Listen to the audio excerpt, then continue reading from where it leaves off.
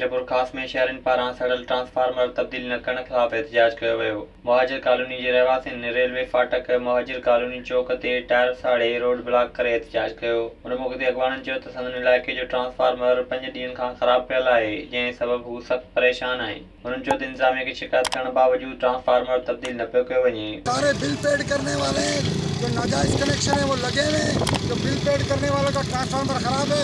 SDO बिल्कुल complaint को follow नहीं कर रहे हैं। इतने अर्से से कह के उनको थक गए। जो है ये आखिरी वाला हमारे पास एहतजाज कही है। 5 दिन से ही हमारा ट्रांसफार्मर खराब है। बापदा को हम बोल के थके हैं। बोल रहे हैं भाई इसमें काम बहुत है, 30,000 खर्चा, 40,000 खर्चा कौन करेगा। अब हम तो बिल मेरे पूरे पेड कर रहे हैं, भले हमारे बिल आगे वापदा देंगे, गवर्नमेंट देंगे, एसी देंगे, डीसी देंगे।